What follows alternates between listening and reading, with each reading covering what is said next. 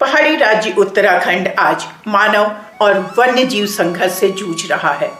ये आतंक इस कदर बढ़ चुका है कि लोग शाम होते ही घरों के अंदर कैद हो जाते हैं। सरकार पीड़ित परिवारों को मुआवजा देकर अपने कर्तव्यों की इतिश्री समझती है, तो वहीं वन विभाग इस गंभीर समस्या के आगे असहाय नजर आता है। डॉक्टर असित खन्ना, जो कि गाजियाबाद के एक जाने माने कार्डियोलॉजिस्ट हैं, उत्तराखंड की समस्याओं को लेकर गहराई से चिंतन कर उनके समाधान पर काम कर रहे हैं। तो चलिए मेरे साथ और शरीक होइए डॉक्टर असित खन्ना द्वारा आयोजित कार्यक्रम में। जानिए कौन है डॉक्टर असित खन्ना, वो किस तरह से निस्वार्थ भाव से बिना किसी सरकारी मदद के उत्तराखंड के ग्रामीण क्षेत्रों में कैंप आयोजित कर अपनी सर्विसेज दे रहे हैं और लोगों को जागरूक कर सरकार का काम आसान कर रहे हैं। ये रेडियम है और इसको प्रयोग है। कर्नाटक में हमारी सरकारों ने, वन विभाग ने इसको आजमाया हुआ है और इसको आजमाने के बाद इसमें सफलता मिली हुई है। इसको खींचना है और ये इमरजेंसी बहुत बढ़िया। जानवर और इंसान का संघर्ष बढ़ता जा रहा है क्योंकि हम लोग उनके ही क्षेत्र में जा रहे हैं, वन कम होते जा रहे हैं, जंगल कटते जा रहे हैं। जैकेट जैसे अनिल जी ने बताया, ये आप जब भी जाएंगे जंगल में शाम में या दिन में, कोशिश करें दिन में जाएं, इसको पहन के जाएं। ये रिफ्लेक्टिव है, आपको कुछ नहीं करना है, अपना नॉर्मल काम करेंगे तो ये जब हिलेगा तो रेडियम की जो स्ट्रिप्स होती है उससे उसकी आंखों में चकाचौंध पहुंचेगी, रोशनी पहुंचेगी, वो खुद डर के भागेगा। साउथ इंडिया में कर्नाटका में टुमकुर डिस्ट्रिक्ट में इसका प्रोजेक्ट हुआ था, सरकार ने किया था, जिससे काफी सक्सेसफुल रहा। उससे ये मैंने आइडिया लिया। ये टॉर्च बताई, इसमें 3 तरीके से, एक यहाँ से टॉर्च जलेगी जो आप नॉर्मल अपने शाम में गांव में काम कर सकते हैं। ये बच्चों को पढ़ाने के लिए घर में इमरजेंसी की लाइट की तरह काम करेगी। सिटी गांव के मेले में कहीं भी 2 रुपए, 1 रुपए, 3 रुपए मिलती है। तो सक्षम हो यहाँ पे आर्थिक तौर पे मुझसे बोले, मैं 10-10, 15-15 किट्स बना के उनको भेज दूंगा। अपने अपने जितने प्रधान है गाँव में, क्षेत्र में,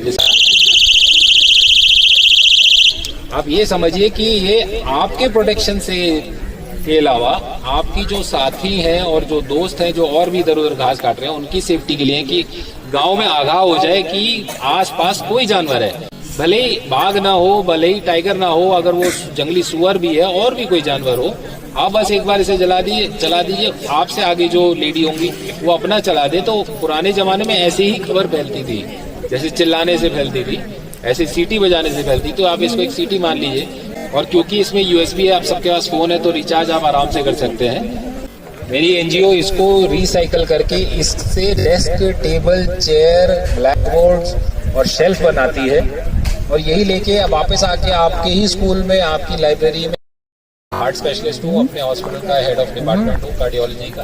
किसी को भी कभी जरूरत हो हार्ट की सुविधा की, दिल्ली में आप जाके भटक जाते हैं, डर जाते हैं, आपको कई अस्पताल और कई वहाँ के कर्मचारी लूटने की कोशिश भी करते हैं, भोले वाले बाहर का समझ के। तो आप गोपाल जी के माध्यम से, अनिल जी के माध्यम से मुझे कॉल करें, मैं आपका जितना भी कोशिश होगी फ्री ट्रीटमेंट कराने का, कम से कम सस्ते से सस्ते में कराने का। जिस भी अस्पताल में, ऑल इंडिया मेडिकल हो, पंत हो, LNJP हो, गुरु तेग बहादुर हो, इसमें मैं, मेरी वाइफ वो गायनेकोलॉजिस्ट हैं और हमारे जितने दोस्त हैं, बैचमेट हैं, आपकी जरूर मदद करेंगे। ये मेरा नैनीताल में पैदा होने का एक कर्तव्य है। मैं नैनीताल में 1973 में PD पांडे में पैदा हुआ था। उसी की वजह से मैं यहाँ पे 10 साल से ये संस्था चलाता हूँ। और आप लोग की मैक्सिमम, बिना किसी मतलब के, बिना किसी स्वार्थ के, मुझे कुछ नहीं चाहिए आप लोगों से वापस, सिर्फ ये कि ये चीज़ें आप आगे बढ़ाएं और लोगों में फैलाएं, जागरूकता फैलाएं, पानी कंजर्वेशन, हेल्थ और प्लास्टिक रिसाइकलिंग और स्कूल एक्टिविटीज़ के बारे में।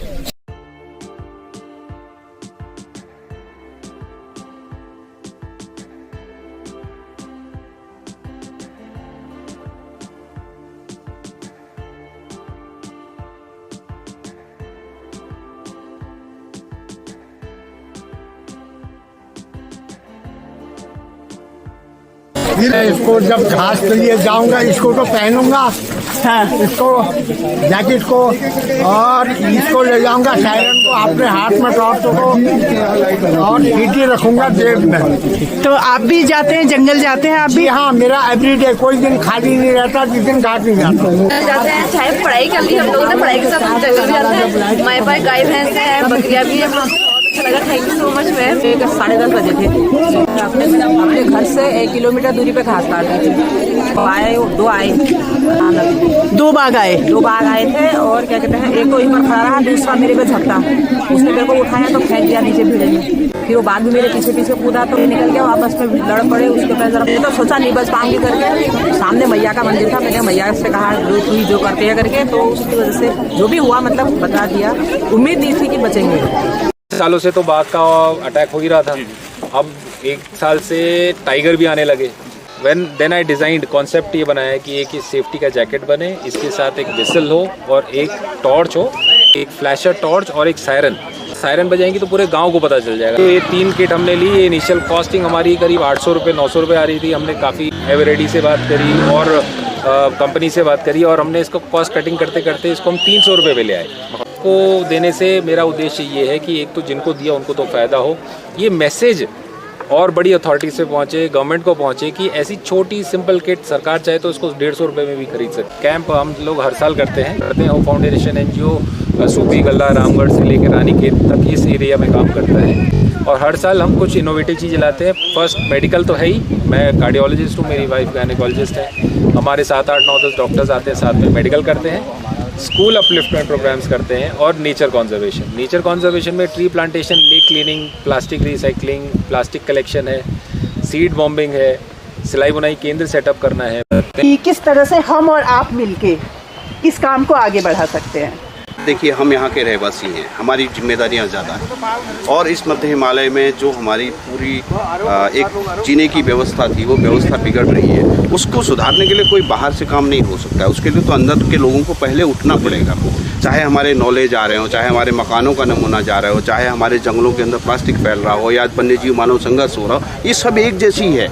जंगली जानवर क्यों घर छोड़ के आ रहा है? क्योंकि जंगलों में आग लग रही है। अपने आप आग नहीं लगती है, बिल्कुल ये लोगों द्वारा लगाई जाती है। तो उन लोगों तक हमको पहुंचना है कि भाई जंगल के लाखों लाख करोड़ों का नुकसान हो रहा है, लोगों के रहवास उजड़ रहे हैं, पंछियों के रहवास उजड़ रहे हैं, तितलियों के रहवास उजड़ रहे हैं। दूसरी तरफ क्या है कि जो हमारे लोग हैं वो इन चीज़ों से दूर कर दिए गए। मैं ये तो नहीं कहूँगा, लेकिन मैं ज़रूर कहूँगा कि पहले जिस सोच ने हमको ये सोचा था कि हम समस्याओं का समाधान कर देंगे, उस सोच को बदलने की ज़रूरत है और तमाम विभागों को, तमाम लोगों के साथ मिलकर के काम करने की आवश्यकता है।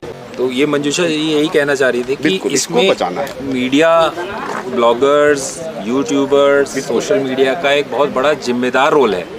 थ्रू योर मेथड्स एंड आपके मीडिया से माध्यम से ये बताने की कोशिश है हमारी कि हमने एक बार करके चले गए, आगे इसको बढ़ाएं। आप लोकल्स हैं यहाँ पे, आप इन्फ्लुएंशियल हैं, आपकी भाषा एक है, आप समझा अच्छे से सकते हैं, आपकी बात ज़्यादा मानी जाती है और इसको आगे चिंगारी से चिंगारी लगाते जाएं कि आज यहाँ 300 किट बटी है, कल 3000 किट बन जाए। अगर 4 नौले धारे हमने ठीक किए तो 40 हो जाए। आपने सरकार का काम बहुत आसान कर दिया है। हमारी सरकार से और जो बड़ी बड़ी NGOs हैं या जो हमारे उत्तराखंड के जो प्रवासी उत्तराखंडी हैं, वेलऑफ हैं, तो उनसे क्या उम्मीद करते हैं? मैं बहुत बस आपने बिल्कुल तीर निशाने पे मारा है। मैं सेल्फ फंडेड NGO हूँ, मेरे पास कहीं से सुविधा, कहीं से पैसे नहीं आते। This is all my money. मेरे दोस्तों का, किसी मेरे कज़न का, मेरे पिताजी का, मेरी माताजी के याद में कुछ पैसे हमने बेंचेस लगाए। तो मेरा काम एसेंशली भीख मांगना है, बाकी इनोवेशन करना है। तो जैसे मेरे कुछ डॉक्टर फ्रेंड्स अमेरिका चले गए, तो there is an association called UANA, Uttarakhand association of North America. तो उनसे मैं टच में रहता हूँ, तो वो कभी कभी कुछ फंड्स भेज देते हैं या यहाँ पे जो उनके मेंबर्स हैं, मोस्टली देहरादून साइड में है, बट वो कुछ हेल्प कर देते हैं। तो मेरे डॉक्टर फ्रेंड्स हैं जैसे दिल्ली में, बट मेन ये मकसद है कि ये एक बार करके जाना नहीं है। यहाँ जितनी रेजिडेंट NGO फाउंडेशंस हैं, जितने जैसे जन मैत्री संगठन है, बहुत सारे ऐसे NGOs हैं जो यहीं रहते हैं, वो इसको टेकअप कर लें। उसमें जितनी फाइनेंशियल मदद मैं कर सकता हूँ करूँ। वो सरकार से गुहार लगाएं। धामी जी से मेरी रिक्वेस्ट है, बड़े लोगों से मेरी रिक्वेस्ट है कि इसके बारे में संज्ञान लें। और पैसे तो कुछ भी नहीं है, इसके लिए एक सोशल इनिशिएटिव जो है वो लें। ऊपर से अगर प्रेशर डालेगा, हर एक डिस्ट्रिक्ट में ये चीज़ फैले, तो बिना जानवर को नुकसान पहुँचे ऐसे कितने इनिशिएटिव्स हैं जो हम कर सकते हैं। उत्तराखंड में लोग रह रहे हैं अभी, वो लोग भी खेती नहीं करना चाहते हैं। Exactly, yes. क्योंकि बंदरों का, दिन में बंदरों का आतंक है तो रात में सुअर का आतंक है। तो कुछ ऐसी टेक्निक या कुछ ऐसी डिवाइस की है जिससे कि इस समस्या का समाधान हो हमने सके। बंदरों के अटैक से भी निजात पाने के लिए कुछ इनोवेटिव चीज़ें बनाई तो नहीं है, हमने सीखी हैं, पढ़ी हैं, और हमारा प्लान है कि नेक्स्ट टाइम लाएंगे। इनोवेटिव चीज़ें हैं जो सिंपल आप लगा दें जिससे बिना जानवर को नुकसान पहुँचे। तो हमारा मकसद है कि उसको नुकसान नहीं पहुँचाना, उसको बस हमसे थोड़ा दूर कर देना है। गांव वाले का पैसा नहीं लगना चाहिए और उसके लिए टेक्नोलॉजी या सिस्टम बड़ा सिंपल होना चाहिए। अभी आते वक्त ही आपसे ही बात कर रहा था और भी कि जैसे ही हम लोग 60 के होते हम सोचते हैं हम रिटायर हो गए, अब हमें कुछ नहीं करना है, धूप सेकनी है, मूंगफली खानी है, ये सब नहीं होना चाहिए। हमने इनके साथ प्लान बनाया कि नौले धारों को रीजेनरेट करेंगे। उसमें टीन का शेड तो लगा है, वो ठीक है, लेकिन उसमें अगर हम एपन आर्ट कर देंगे, क्योंकि एपन एक होली चीज़ है, एक पवित्र चीज़ है, तो उसको जैसे असामाजिक तत्व उसको वहाँ दारू नहीं पियेंगे, वहाँ तोड़ेंगे नहीं, उसको खंडित नहीं होने देंगे। ईजा लोग जो हमारी माता लोग जो जानती हैं एपन करना, उनको भी उसका फ़ायदा मिला। हम उनको पे करते हैं एपन आर्ट बनाने का। उस नौले का भी जीर्णोद्धार हो गया और उसका भी काम हो गया, लोकल वॉलंटियर्स का काम हो गया। जो लोग सेवाएं देना चाहते हैं जी जी तो उसके लिए आपको कैसे कांटेक्ट कर सकते हैं? जी, मेरे पर्सनल फ़ोन पे फ़ोन करें। मेरा होप फाउंडेशन NGO के नाम से वेबसाइट है www.hopefoundationNGO.com। उस पे सारे कॉन्टैक्ट नंबर्स भी हैं, ईमेल भी है, उस पे कॉन्टैक्ट करें। जैसे अभी एक साथी आए थे एक लोकल कॉलेज से, ही वांटेड कि बच्चों में बर्ड वॉचिंग और बर्ड कंजर्वेशन का मैसेज पहुंचे। सारे कैंप में हम उनको एक स्टॉल लगा के देंगे, उसमें बच्चों को जब क्लास लेंगे, मेरी वाइफ जैसे मेंस्ट्रुअल हेल्थ पे या गुड टच बैड टच पे लेक्चर ले रही होंगी, तो बच्चे बच्चियाँ बैठे होंगे तो उस पर बर्ड कंजर्वेशन पे भी लेक्चर हो सकता है। तो कोई भी कुछ टीच करने आए, कुछ इनोवेटिव चीज़ें दिखाने आए, नेचर कंजर्वेशन, स्कूल अपलिफ्टमेंट या मेडिकल से रिलेटेड, वो हमारे कैंप में आए, हम फ्री ऑफ चार्ज उसको फैसिलिटीज़ देंगे। लास्ट ईयर हमने जंगलिया गांव में कैंप किया था, उसमें हमने जो प्लास्टिक इकट्ठी करी उससे हमने दिल्ली ले जाके उससे हमने बेंचेस, डेस्क, शेल्व्स बनाए। और हमने यूज्ड हमारे बच्चों की जो बुक्स थी वो ली और वो डेस्क टेबल चेयर ले जाके लाइब्रेरी सेटअप करी जंगलिया गांव में। तो कई मकसद पूरे हो गए कि बुक्स हमारी यूज़ हो गई, कबाड़ में नहीं गई, प्लास्टिक रिसाइकल होगी, बच्चों के लिए एक लाइब्रेरी भी सेटअप होगी।